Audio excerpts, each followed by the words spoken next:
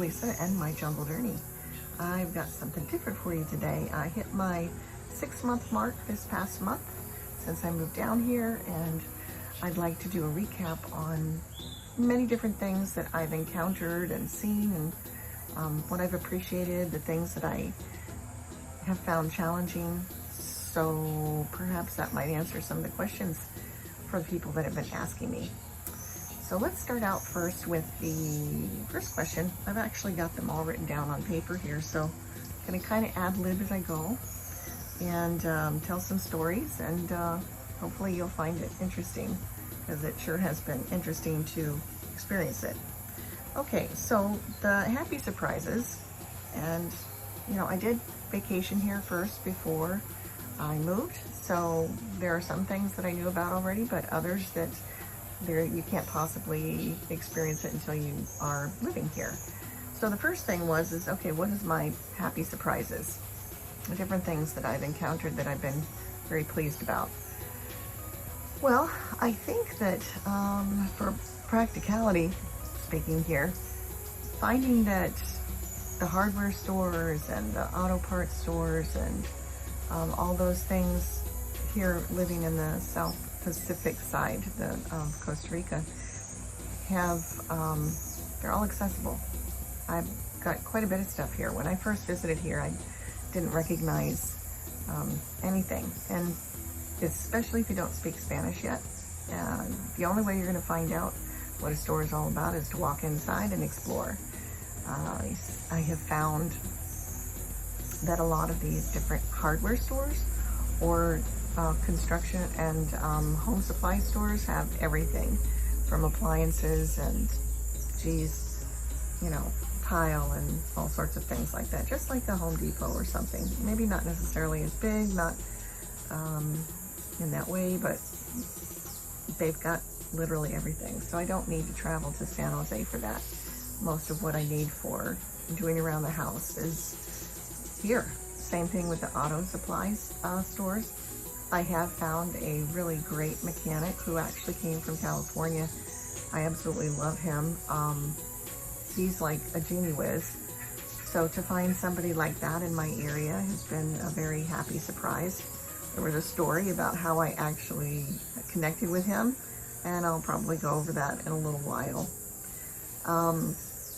Let's see, the other unexpected happy surprise is a connection, and again, another kind of divine connection to a physical therapist that I'm really getting a lot of help from. Many people that have seen some of my other videos might know, I am recovering and rehabbing from a life-changing surgery.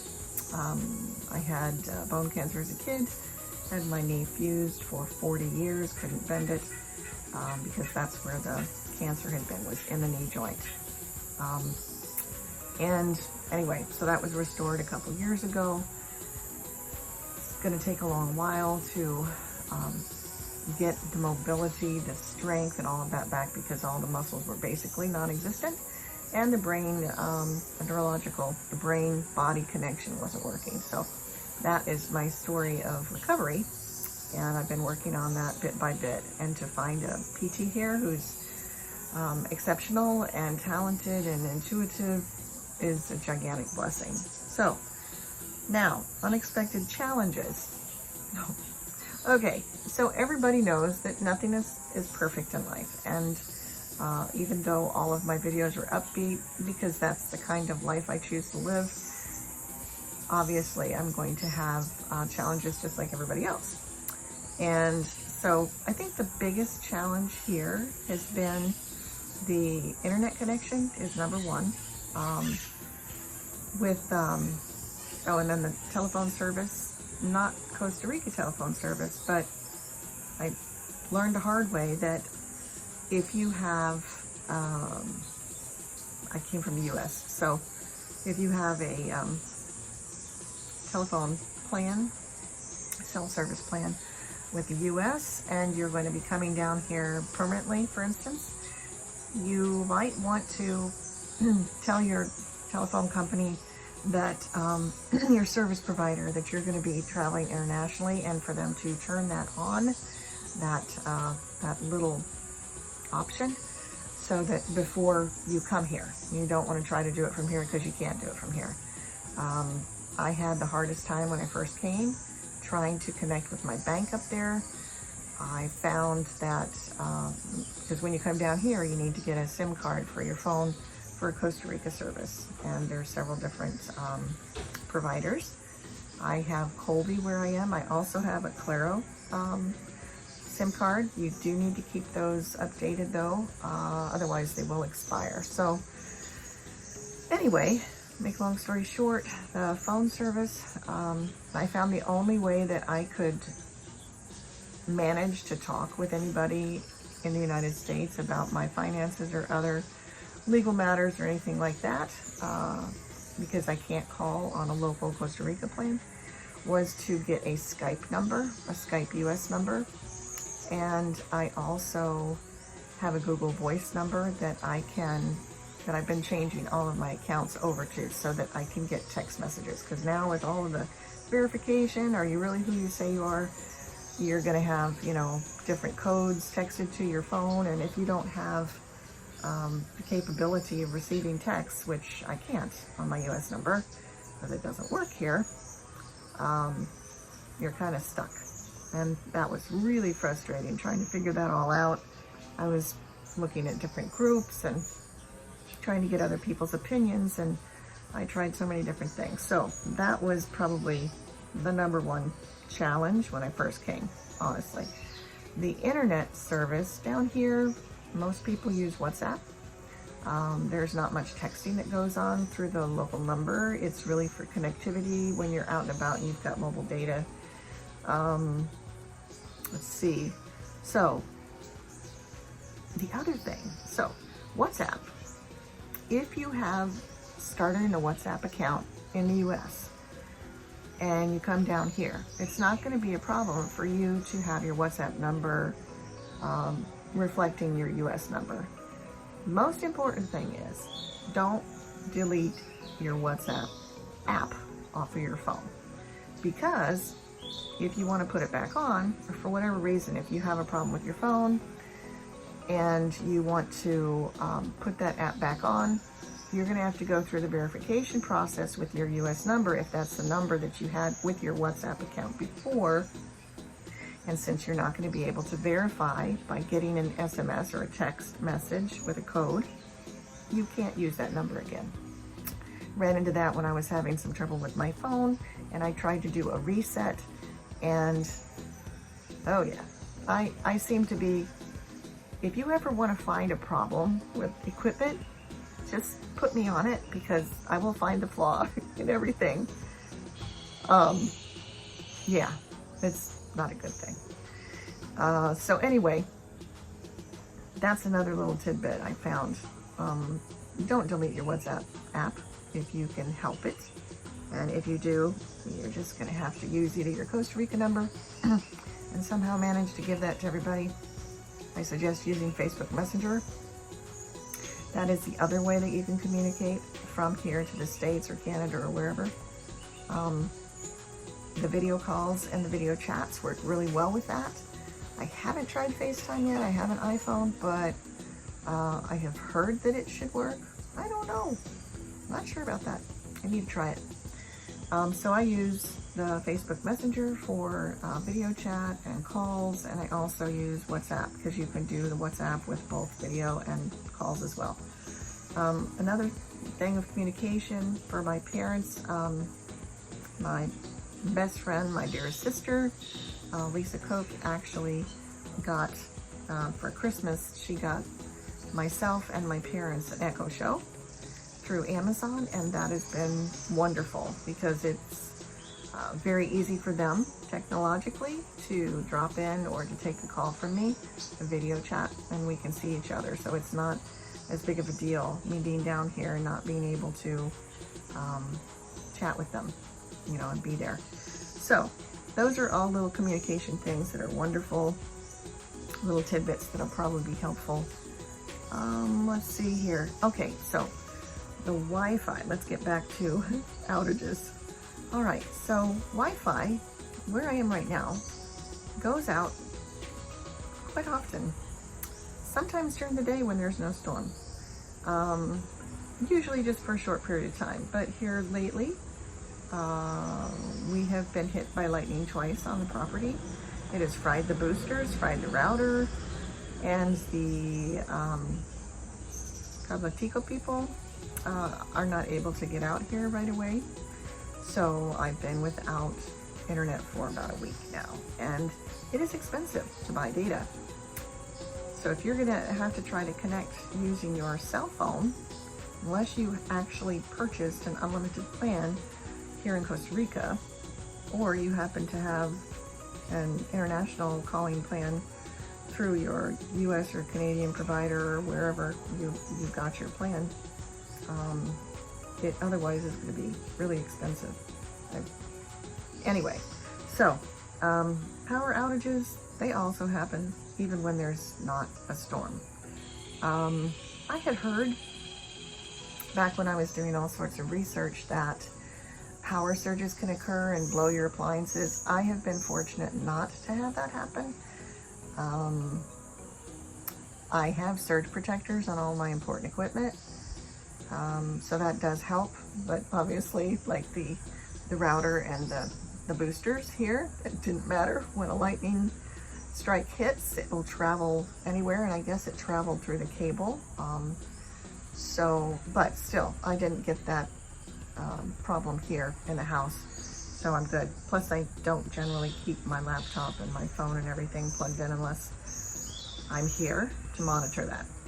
All right, so that's the power outages. Oh, water loss.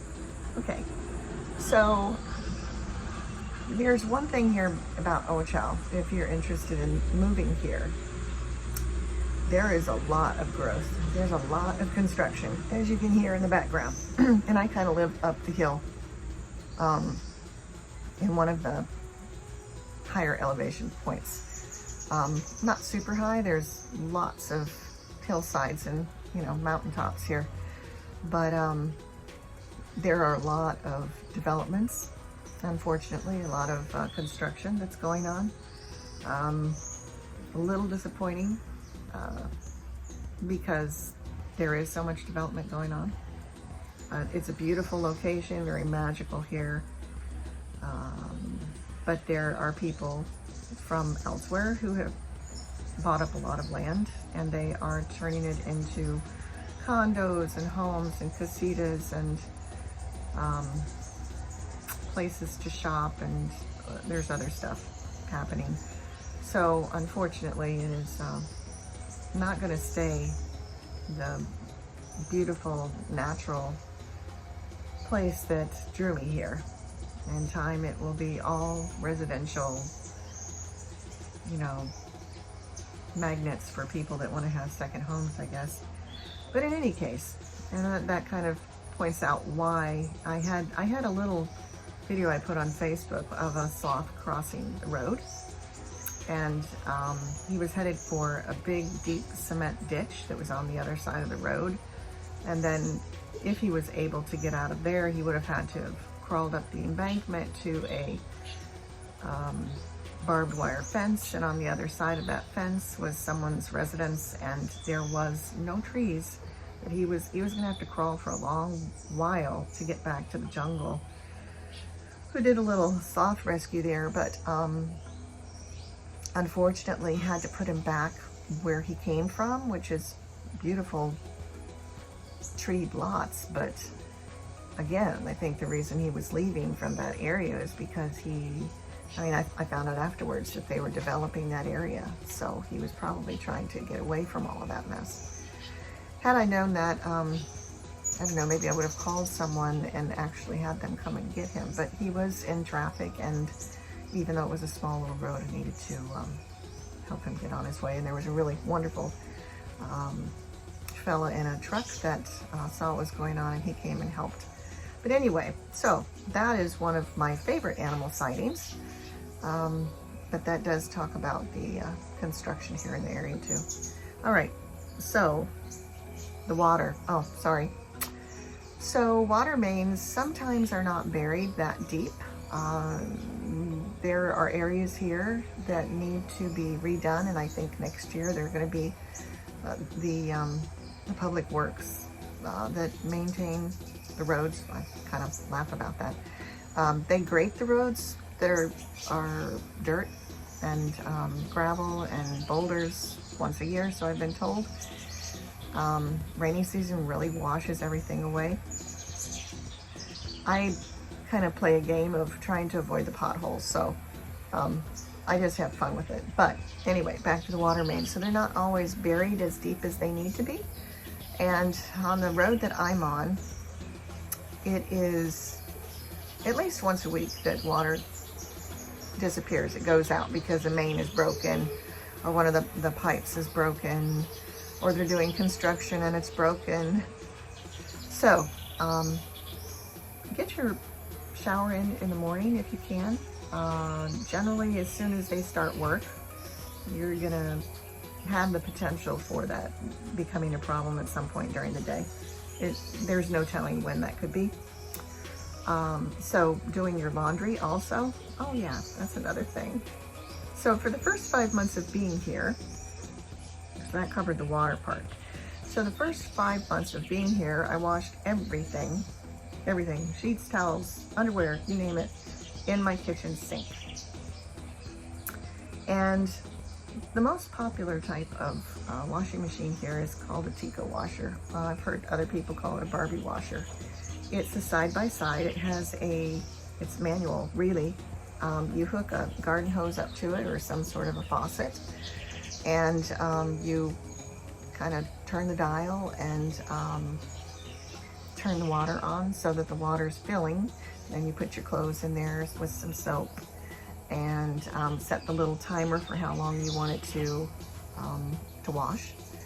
And once that's done, it drains the water out, but it doesn't spin it dry. You take the clothes that are wet and put them in a little spinner that's on the side of it, and you set that for a timer, and it spins the water out at a high speed.